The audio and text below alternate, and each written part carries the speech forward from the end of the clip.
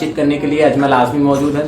स्वागत है सर आपका। धन्यवाद। अजमल जी, सबसे पहले तो हमारा ये सवाल है, जिस हिसाब से मुंबई हाई कोर्ट ने अपना जजमेंट दिया है कि तबलीग जमात को सिर्फ और सिर्फ बदनाम किया जा रहा था और धर्म विशेष के नाम पर उसको पूरे देश भर में एक जहर की तरह फैलाया जा रहा था, इस मीडिया को लताड़ा है हाई कोर्ट ने, क्या कहेंगे आप? देखिए, जो तबलीगी जमात है, ये जमात एक ऐसी जमात है, ये कभी भी फसाद करती नहीं, नंबर 1 बात। नंबर 2 बात, ये जमात हमेशा नीचे और आसमान के ऊपर 2 ही बात करती है। ये जमात कभी भी किसी का बुरा नहीं करती, न कभी 2 भाइयों में झगड़ा कराती है, न कभी किसी चीज़ में वो करती है। लेकिन हमारी मीडिया इसको समझ लो शूटर बम बोला जाए या इसको सबसे बड़ा आतंकवादी संगठन बोला जाए, उसमें सबसे बड़ी बात हमारे अपने लोग ही इस जमात को बुराई कर देते। जैसे मुख्तार अब्बास नकवी थे, वसीम रिजवी थे, और शहनवाज हुसैन थे, सुबही खान थी, और MS खान थे, और शोएब जमाई थे। ऐसे लोग जो थे, जो सिर्फ तबलीगी जमात को पूरी तरह मतलब बदनाम करने के लिए कोई कसर नहीं छोड़ते। दूसरे से तो कोई बहुत ज़्यादा मतलब नहीं है। दीपक चौरसिया करता तो उसका काम ही करने को, तो क्या है, हमेशा टूटता है, चाहता है, उसकी बात अलग है। उसके बाद आप ये देख लीजिए, अन्नम गोस्वामी है, वो तो पागल है, उसको दिमाग में है नहीं। वो तो क्या करता है, 4 मुसलमान को बुला लेता है, बड़े बड़े हाफिज मौलवी बनाता है, उनकी बेइज्जती करता है। ऐसे मौलानाओं को मैं कहता हूँ कभी भी अपने पास आए, उनको मार के भगाओ। वही जो हमारी बेइज्जती करते हैं, हमारे देश को बर्बाद कर रहे हैं। और कुछ ऐसे मौलाना मैं देखा है उनके, अन्नम गोस्वामी साहब उनको डांटता है, बोलता है, लेकिन वो मुंह बना के बैठे रहते हैं, वो 5000 रुपये भरवागिरी करते हैं जी। और ऐसे लोग हैं हमारे लोग में।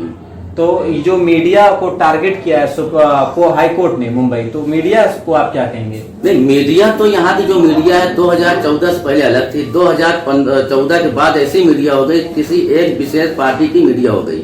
समझो उसको दलाल बोल दिया जाए, भड़ुआगिरी बोल दिया जाए। अभी सुनते बहुत लोग ऐसे बोले दलाल है, भड़ुआगिरी करते हैं। बिल्कुल। उत्तर प्रदेश में हम मौजूद हैं, तो उत्तर प्रदेश में लगातार करप्शन और क्राइम बहुत ज्यादा बढ़ रहा है, लूटपाट और डकैती आए दिन घटनाएं सुनने को मिलती है, तो क्या कहेंगे? देखिए, उत्तर प्रदेश में ही हमारा आजमगढ़ है बराबर। जब पूरे इंडिया के लोग पागल होके 15 लाख के नाम पे पागल होके मोदी को केंद्र दिए, उसके बाद उत्तर प्रदेश के कुछ लोग थे पागल होके योगी को सत्ता दे दिए।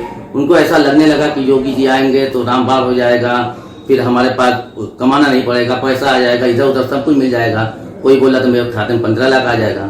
खाते में तो 15 लाख नहीं आए, लेकिन जो 1500 रुपये खाते से चले गए बराबर। कुछ नेताओं का मानना है कि इस देश में मुस्लिम को टारगेट किया जाता है, उसको फर्जी मुकदमों में फंसाया जाता है, जैसे डॉक्टर कफील को फंसाया गया, आजम खान को फंसाया गया, और तमाम ऐसे बहुत से लीडर हैं जिनको फंसाया गया है। तो इस मामले पर आप क्या रोशनी डालेंगे? क्या वाकई मुसलमानों के साथ अन्याय हो रहा है? देखिए, मुसलमानों के साथ अन्याय तो शुरू हो ही गया था 2017 से यहाँ पे योगी सरकार आने के बाद, लेकिन उस वक्त ऐसा लग रहा था सिर्फ मुसलमान के साथ ही अन्याय हो रहा है बराबर। उसके बाद यादव की पारी आई, फिर चमारों की पारी आई।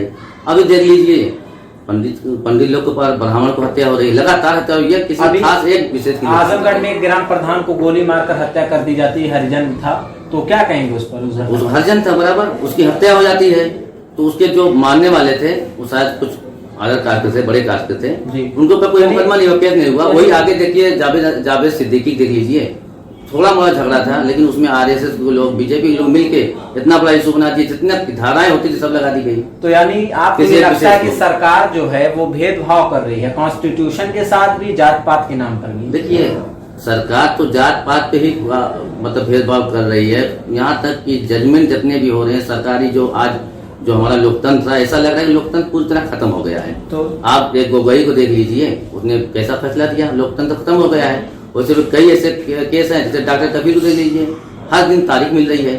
वही डॉक्टर कफील तो रेपिस्ट तो था नहीं, डॉक्टर कफील ने कभी किसी को मर्डर किया नहीं, लेकिन यहाँ तो मर्डर करने वाले इशू मीडिया और सरकार बनाई है इसको डॉक्टर कफील को लेकर क्यों? अगर वो इतना बड़ा अपराधी, अगर डॉक्टर कफील जहाँ कोई डॉक्टर विश्वकर्मा होता, डॉक्टर मिश्रा होता, तो उसका इशू नहीं बनता। डॉक्टर कफील हैं तो उनके लिए इशू बना। वही कुलदीप सिंह सेंगर को देख लीजिए, वो रेप करता है, पूरी फैमिली को मार डालता है, उसके ऊपर उसकी जमानत मिल जाती है। उसके बाद चिन्नारायण स्वामी देख लीजिए, जो लड़की रेप के लिए जाके शिकायत करती है, कंप्लेन करती है, उसी को जेल में डाला जाता है, इसको माला बनाया जाता है। तो ऐसा तो मतलब है कि मेरे समझ से बीजेपी के सिवा किसी सरकार में ऐसा नहीं हो रहा है। तो इससे पहले सरकारें थी लोगों की। तो और दूसरी चीज ये भी है कि आजमगढ़ में लगातार यहाँ पर भी कई घटनाएं, दुकानों में चोरी लगातार हो रही है, खून खराबा, इधर करप्शन ज्यादा, क्राइम, और लगातार बहुत हार्ड चेकिंग भी हो रही है। अभी कल जो है नंदा मोड़ पर आम पब्लिक ने, जनता ने पुलिस वालों का घेराव किया और कहने लगी कि फर्जी तरीके से ये मुकदमा में फंसाने की धमकी भी देते हैं, जो कि आज हिंदुस्तान अखबार के मुताबिक आपको दर्शकों को बता रहे हैं कि जो यहाँ के पुलिसकर्मी है वो फर्जी मुकदमे में फंसाने की भी धमकी दे देते हैं और जबरदस्ती चालान कर देते हैं। क्या कहेंगे? नहीं, वो जब रोकते हैं, कोरोना काल चली रहा है बराबर, लोग को आज परेशानी इस बात की है कि उसको खाने का नहीं है जी, न 3 वक्त खाने का न पूछे, लेकिन ऊपर से पुलिस पकड़ती है तो डायरेक्ट बोलती मास्क नहीं लगा 300 रुपए दो, 500 रुपए दो, नहीं तो आपको चालान कर देंगे, आपको जेल भेज देंगे। ये जो जमाखोरी है इस पर क्या कहेंगे? सरकार से, यूपी गवर्नमेंट से ये सब रुकना चाहिए। इसमें जो है सरकार भी मिली हुई है और प्रशासन दोनों मिलकर ये काम कर रहे हैं, लूटम लाट कर रहे हैं। बस आज नहीं कल विधायक खरीद लेंगे, हो सकता है आज 2 करोड़ लोगों की नौकरियां चली गई हैं, ना वैकेंसीज हैं, ना फिर सरकारी जो कंपनियां थी वो भी धीरे धीरे अब बंद हो रही हैं। तो ऐसी स्थिति में इस तरीके की चेकिंग और जमाखोरी जो है जनता के लिए और देश के लोगों के लिए तो बहुत ही बड़ी चुनौती है ना, जिसका सामना करना पड़ रहा है सभी का। सभी नौकरियां 2 करोड़ नहीं गई, आप भूल गए, नौकरियां लगभग 14 करोड़ चली गई है नौकरी इस वक्त से। 2 करोड़ नहीं गई, 14 करोड़ चली गई है। हर एक चीज प्राइवेट सेक्टर में चला गया है। यहाँ तक कि आप अगर मजदूरी कहीं करते हो, एक सी फॉर्म भराया जाएगा आपको, वो फॉर्म पे एकदम साफ लिखा रहेगा हम जब चाहेंगे आपको यूज करेंगे और जब चाहेंगे निकाल देंगे। आप उसके लिए कोर्ट में नहीं जा सकते। तो बहुत ऐसे कानून है जो मतलब मजदूरों के हक में थे और किसानों के हक में सब खत्म कर दिए गए। यूरिया देख लिया जाए, आज दिन में सबसे ज्यादा ब्लैक हो रही है, हमारे आजमगढ़ में भी हो रही है, हर जगह हो रही है। तो सरकार से मतलब ये तो रहना चाहिए आपका मैसेज कि ये सब चीजें नहीं होनी चाहिए, रुकनी चाहिए। देखो सरकार को तो ऐसा लग रहा है वो तानाशाही है, वो आरएसएस की आइडियोलॉजी पे मानने वाली है, गोडसे जैसे हथियारों को अपना आइडल मानती है बराबर, और गांधी जी को जिसने हत्या किया उसको उसकी पूजा करते हैं। लेकिन हम उनमें से नहीं है। ये आजमगढ़ की जमीन है, क्रांतिकारियों की जमीन है। यहाँ हम डरने वाले सरकार से भी नहीं है। कुछ सालों पहले इसको तो मीडिया ने आतंकगढ़ बताया था इसी सब, लेकिन आतंकगढ़ बताया था, लेकिन आतंकगढ़ आप देखिए ये लोग आतंकवादी बताए, आतंकगढ़ बताए, जो भी बताए, लेकिन आजमगढ़ एक ऐसी जमीन है, आपको पता है कई बार यहाँ क्रांतिकारी, यहाँ तक कि सिविली कॉलेज में गांधी जी खुद चल के आए थे जब अंग्रेजों से लड़ना था। तो ये चोरों से लड़ना तो कोई दिक्कत नहीं है, उसे पहले कोई देश की स्थिति जो है वो पूरा देश जानता है, देखता है टेलीविजनों पर, और अपने आसपास लोग देख ही रहे हैं। उत्तर प्रदेश की ज्यादा पुरानी घटना नहीं, 2 रोज पहले की घटना है। 5 साल की एक बच्ची भूखमरी से मर जाती है, भूख से तड़प करके। क्या कहेंगे? वो शायद आगरा की लड़की थी, 5 साल की लड़की थी। उसके घर में जो रोजमर्रा की जिंदगी में जो काम करते हैं, जिसको हम बोलते हैं मजदूरी करते हैं, मजदूरी नहीं मिल रही थी, वो लोग 7 दिन से भूखे थे, उसमें वो लड़की मर गई। लेकिन हमारी सरकार आयुष्मान द्वारा हमने 5 किलो चना दे दिया, मोर को खाना खिला दिए, और मीडिया हमारी मोर को दिखा रही है। अब गरीब मर गया, कोई दिक्कत नहीं है।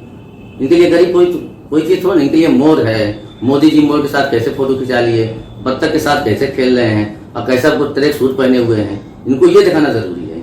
चाइना वहाँ हमारे बारे में घुसता चला रहा है, लद्दाख में घुसता चला रहा है, हमारे सैनिक को मारा जाता है। और यहाँ पर क्या है, कुलदीप सिंह का जैसा रेपिड वो जेल से बाहर हो जाता है जमानत पे, चिन्मयानंद बाहर हो जाता है। एक आतंकवादी पकड़ा जाता है जो बहुत बड़ा मतलब हाई लेवल का ऑफिसर होता है, जिसका नाम देवेंद्र सिंह है, वो आतंकवादियों के साथ श्रीनगर पकड़ा जाता है, उसको बेल मिल जाती है। और डॉक्टर कफील जैसे लोग को जेल मिल जाती है। तो आप क्या कहना चाह रहे हैं? डॉक्टर कफील जैसे लोगों के साथ इस देश में नाइंसाफी हो रही है? नहीं, डॉक्टर कफील जैसे लोगों के साथ नाइंसाफी हुई, जस्टिन लोहिया के साथ नाइंसाफी हो रही है, रोहित बानमुला के साथ हुई है, ऐसा नहीं किसी एक के साथ हो रही है। वो लोग के साथ जो पिछड़ा वर्ग है उसके साथ बहुत ज्यादा हो रही है, खासकर पिछड़े वर्ग में। जैसे देख लो रोहित बानमुला है, लोकेश राहुल थे, और हमारे यहाँ जो सबसे बड़े जजमेंट में जो जज थे जस्टिन लोहिया, उनको भी मर्डर हो गया था। इन्हीं के लोग का हाथ और कौन था? तो ये सब रुकना चाहिए देश में ऐसा। और अच्छा, युवा जो है, युवा आज पढ़ लिख करके डिग्रियां लेकर दर बदर भटक रहे हैं, कोई नौकरियां नहीं मिलती हैं, तो क्या कहेंगे सरकार? अगर यही युवा पहले सोचे होते, 2014 में हम धोखा खा चुके थे, 15 लाख का धोखा खा चुके थे। ये खास हमारे यूपी को समझना था, हमारे यूपी के लोगों को समझना था कि ये धोखे से सरकार आई है। ऐसा ना हो कि केंद्र में आई है यूपी में ना आ जाए। और यूपी में जब से आई, आप देख लीजिए कोई एक योजना ऐसी है जो ऐसी चलाई गई हो जिससे बहुत पब्लिक का फायदा हो। आप मेरे गांव में आ जाइए, वहां का रोड देख लीजिए, आप गाड़ी में चलो ऐसा लग रहा है कि रोड आपके ऊपर चल रहा है, आप रोड के ऊपर नहीं चल रहे हो जी। यानी सड़कों की जर्जर स्थितियां हैं, वो सब ठीक होने। सांसद विधायक के पास प्रस्ताव नहीं गया? नहीं, हमारे यहाँ जो संसद है वो तो बीएसपी के हैं जी। लेकिन कमाल की बात यह है कि वो जीतने के बाद आज तक तो देखने भी नहीं आई है, और की टाइम सब आ जाते हैं। तो लोग, हम अपने आजमगढ़ खासकर हमारे जो क्षेत्र पड़ता है वहाँ लोग अपील करना चाहते हैं, ऐसे लोग को चुनो जो हमारे बीच में आए, हमारी बातों को सुने, हमारा कहना माने। जी, आखिरी मैसेज आपका क्या रहेगा अजमल साहब यंगिस्तान न्यूज पर? हमारा मैसेज आखिर यही रहेगा कि जैसे आजमगढ़ वालों, आपने बहुत अच्छा काम किया। 2017 में 10 में से 1 सीट मतलब बीजेपी को दिए, आपने दूसरी पार्टी को दिए, आपने समझदार थे। लेकिन ऐसे पूरा यूपी अगर समझदार होता तो आज ये नौबत नहीं होती। ये जो बाबा आया है, ये उत्तराखंड से भागा हुआ चोर बाबा आके यहाँ बैठ गया है। एक हमारे गुजरात भाई का मोटा भाई भागा, दिल्ली में बैठ गया। दोनों लूट रहे हैं, दोनों ना आगे ना पीछे पका, कोई है आगे पीछे इनके, लूटा लाभ कर रहे हैं। झोला एक भाई तो बोल ही रहा हमारा मोटा भाई कि वो तो हम झोला लेके निकल जाएंगे। तो अब हमारे हिसाब से हम लोग भी एक मुहिम चलाए हैं। जो हमारे साथ में थे कुछ लोग थे जो सोशल मीडिया पे एक्टिव रहते थे लगातार, उसमें हमारे विनय भाई उसकी अगुवाई कर रहे थे। दिल्ली में हम लोग कुछ लोग मिले थे, उसमें काजल निषाद जी थे, हमारे बनारस मिश्रा जी थे जो फेमस है मिश्रा जी, बोलने में तो बहुत आगे हैं। दीपक सदानंद जी हैं, जो उनसे बात करते जाओ 4-5 घंटा तो बीजेपी कोई प्रवक्ता बात करेगा सो जाएगा। एक हमारा छोटा है मास्टर प्लाटर, उसका नाम मोहित शर्मा है छोटा 19 साल का, लेकिन बात 59 साल की करता है। उसके साथ में पंकज श्रीवास्तव जी हैं, वो भी बहुत अच्छे बोलते हैं। वो तो मतलब हर चीज में साड़ी बना देते हैं, वो चंदन पे बेच डालते हैं जी। तो साथ में हमारे एक युवक दोस्त हैं सांगज के राज त्रिपाठी जी हैं। यानी मिला जुला कर आज देश के हालात को बदलना होगा और देश को संवारना होगा, क्योंकि देश की स्थितियां लगातार जो गिरती जा रही हैं। और ये भारतीय मीडिया का जो है का रवैया भी कह दीजिए कि एक छोटे से इशू को बड़ा करना, एक बड़े इशू को छोटा करना, नेताओं का कहना है कि माहिर है मीडिया। भारत की जो मीडिया है वो गरीबों को इस वक्त कोई चीज नहीं दिखा रही है। आपको देखिए, जनरल चीज समझिए कि आज लोग खाने के लिए परेशान हैं, बराबर जी, उनको वो दिखाई नहीं दे रहा। उनको तो ऐसा लग रहा है कि 5 हमारे पास रफाल आ गया, उससे राफेल से मतलब पूरे चाइना को हम बर्बाद कर देंगे, पाकिस्तान को बर्बाद कर देंगे। बाकी जो हथियार पहले आए तो क्या सब बेकार है भाई? 1200 ऐसे फाइटर जहाज हमारे पास हैं जो लड़ने के लिए ही आए थे ना, देखने के लिए थोड़ा सिंपल आए थे। तो 5 में तो आप बोल रहे हैं कि 5 की इतनी तारीफ कर दियो, ऐसा ना ऐसा शुरू है। तो मीडिया की बात ही अलग है। मीडिया जहाँ जो चीज को दिखाना उसको दिखा रही है। अब आज के डेट में सिर्फ मोदी को दिखा रही है, मोदी जी को दिखा रही है, बात किसी को दिखा रही है। बहुत बहुत शुक्रिया अजमल साहब बातचीत करने के लिए। ये थे अजमल आजमी जिनसे हमारी खास बातचीत हो रही थी। इन्होंने अपनी बातों में कहा है कि देश को बदलने की जरूरत है और ज्यादा से ज्यादा आज के जो हालात हैं सरकार इसको मद्देनजर इन हालातों पर रोशनी डाले। और दूसरी चीज ये है कि धर्म विशेष को लेकर के उसको बदनाम न किया जाए, क्योंकि हाई कोर्ट का जो जजमेंट आया है तबलीग जमात को लेकर के, जिस हिसाब से प्रोपेगेंडा चलाया जा रहा था कि तबलीग जमात के लोग कोरोना फैला रहे हैं, देश में कोरोना ला रहे हैं, तो इस पर सुप्रीम कोर्ट हाई कोर्ट ने लताड़ा है मीडिया को। और तमाम प्रकार के रैलियां और विरोध प्रदर्शन भारतीय मीडिया के खिलाफ भी हो रहे हैं। लेकिन ऐसे हालात में, ऐसे स्थिति में आज कुछ मीडिया और कुछ चैनल्स ऐसे भी हैं जो देश के लिए